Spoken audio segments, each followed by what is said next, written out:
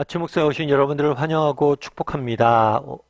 오늘도 하나님께 새로운 날을 우리에게 허락하셨는데요. 새로운 날을 걸맞는 새로운 은혜로 오늘 하루 우리 인생을 지킬 줄 믿습니다. 오늘은 언약을 체결하다라는 제목을 가지고 출애굽기 24장 1절부터 11절까지 말씀을 좀 살펴봤으면 좋겠습니다. 먼저 3절 말씀 같이 한번 읽어볼까요?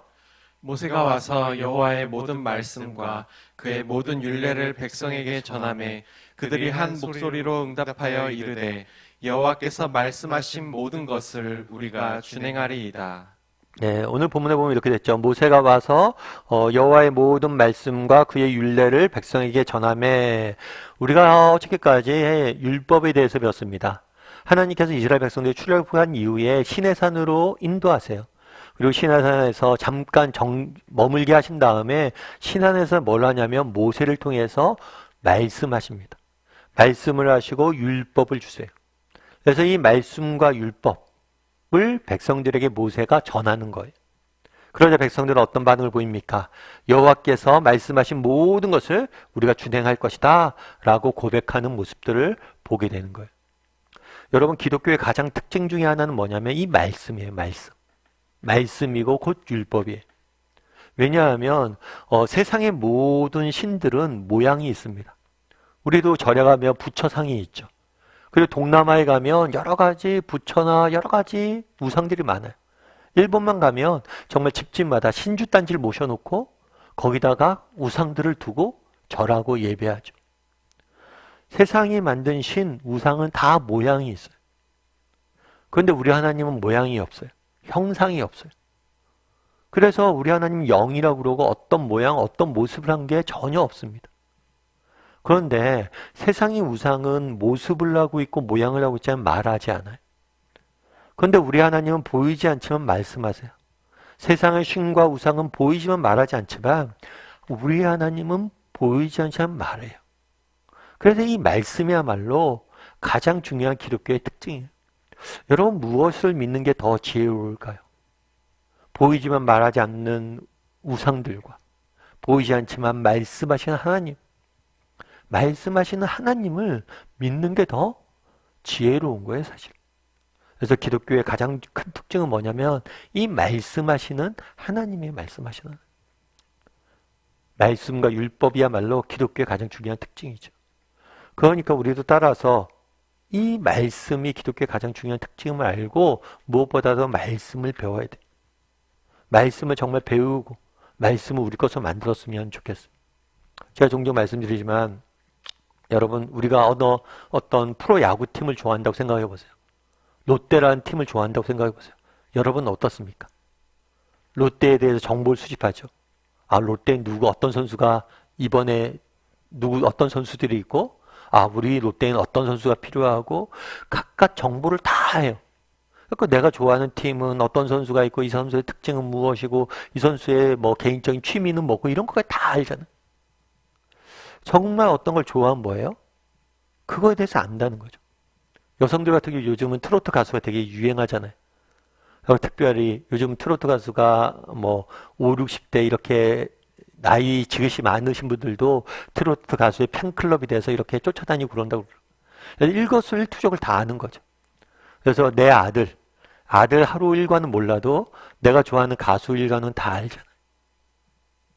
정말 우리가 누군가를 좋아한다면 무엇인가를 정말 아낀다면 뭐예요? 그 사람에 대해서 알고 싶어하고 배우게 돼요. 누가 돈을 안 줘도. 누가 시키지 않아도. 그럼 우리가 정말 하나님을 사랑한다면, 하나님의 백성이라면, 정말 하나님께서 우리를 얼마나 사랑하신지 안다면, 하나님께서 우리를 구원하시기 위해서 어떤 은혜를 베풀었는지 안다면, 정말 우리도 자연스럽게 그분에 대해서 알고 싶어하는 게 정상이란 겁니다. 어쩌면 우리가 믿는 하나님은 롯데보다 못한, 트로트 가수보다 못한 하나님이 아니라는 거. 정말 하나님에 대해서 배웠으면 좋겠습니다. 하나님에 대해서 알았으면 좋겠어요. 말씀에 대해서. 뿐만 아니라 말씀에 대해서 순종할 수 있었으면 좋겠어요. 정말 오늘 이스라엘 백성들이 뭐라고 이야기합니까? 말씀에 대해서 듣고 배우고 우리가 말씀대로 살겠습니다 라고 이야기하잖아요. 정말 말씀대로 살 줄 아는 사람이 되었으면 좋겠어요. 사실 말씀을 왜 우리에게 주셨을까? 율법을 우리에게 왜 주셨을까? 우리가 그동안 율법을 계속해서 배웠잖아요. 율법을 우리에게 주신 이유는 우리에게 짐이나 의무로서 주신 게 아니에요. 율법은 우리에게 짐이 아니에요. 의무가 아니에요. 특권이에요. 왜 율법을 주셨습니까? 너희가 진짜 하나님의 백성이 됐잖아. 그럼 이제 하나님의 백성답게 어떻게 살아야 되는지를 알려주시기 위해서 율법을 주신 거예요. 그래서 짐이 아니라 특권. 여러분들이 만약에 해외여행을 갔다고 쳐보십시오. 저도 처음에 이제 미국에 갔어요. 미국 갔는데 미국에 가니까 다 다르더라고요. 여기서 생활하는 거 다 달라요. 제가 한번 미국에 가서 처음에 미국에 갔을 때는 운전을 제가 안 했어요. 운전 안 하고 이렇게 그냥 걸어서 다녔어요. 근데 제가 걸어 다닌 걸 저희 후배가 딱 보고 그런 얘기를 해요. 형 여기서 이렇게 걸어 다니면 어떡하냐고. 형 여기서 걸어 다니다가는 사고 난다고. 저기가 얼마나 위험한 지역인데 여길 왜 걸어 다니냐고 그러더라고요. 그렇죠. 우리가 정말 미국에서 미국에 갔을 때 어떻게 생활해야 되는지 알려주지 않으면 정말 우리가 위험에 빠질 수 있잖아요. 뿐만 아니라 미국 가면 얼마나 다릅니까? 팁을 주는 것부터 시작해서 정말 생활하는 게 다 달라요. 그런데 그거에 대해서 아무도 안 알려준다면 정말 그것들 모르고 살아간다면 그것처럼 어리석은 일이 어디 있어요? 하나님께서 알려주신 거예요. 이 세상을 살아가는 법들을. 정말 우리가 믿음을 가지고 어떻게 살아가는지 알려준 게 율법이고 말씀이에요. 당연히 말씀은 뭐예요? 의무가 아니에요. 특권이에요.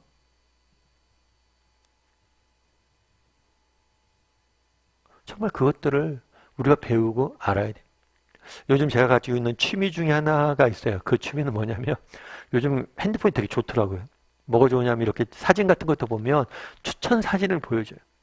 그러니까 가끔 보여주는 사진이 뭐냐면 우리 아이들 어렸을 때 사진이에요. 그럼 제가 우리 핸드폰에 있는 아이들 어렸을 때 사진 모습을 보는 거죠. 그러니까 그걸 보면서 되게 행복하더라고요. 정말 얘들 지금은 다 커서 별로 그런 게 없는데 어렸을 때는 정말 귀엽잖아요. 그리고 정말 행복하잖아요. 그러면서 들었던 생각이 우리 자녀들도 나중에 결혼해서 아이를 낳아서 정말 내가 누리는 이런 행복을 누렸으면 좋겠다. 이런 마음들이 들더라고요. 정말 우리 자녀들이 결혼하길 바랍니다. 왜 결혼하길 바래요? 정말 결혼을 통해서 주는 그 참된 행복을 우리 자녀들도 누리길 원하는 거예요. 하나님 말씀도 율법도 마찬가지. 정말 자녀를 키우는 게 힘들죠. 하지만 그것을 넘어서는 행복이 있기 때문에 자녀들에게 그렇게 하라고 이야기하는 거예요. 하나님이 율법을 주셨습니다. 율법을 주신 이유도 마찬가지예요. 때로는 율법이 지키기 어렵고 힘들게 느껴지는 경우들도 있을 수 있어요. 하지만 이 율법도 살다 보면 그것을 넘어서는 행복이 있기 때문에, 기쁨이 있기 때문에 율법을 주신 거예요. 여러분, 기독교의 가장 중요한 특징은 말씀입니다. 정말 우리가 무엇보다도 말씀을 배울 수 있는 사람이 되었으면 좋겠어요. 말씀을 통해서 하나님을 알아가는 사람들이 되었으면 좋겠어요. 우리 하나님은 우리가 좋아하는 롯데보다 크신 하나님이죠. 뿐만 아니라 말씀대로 살기 위해서 노력하는 사람이 되었으면 좋겠어요. 말씀이 우리에게 짐이 되기 위해서 주신 게 아니에요. 정말 미국에 가면 그곳에서 어떻게 살아야 하는지 배워야 되잖아요.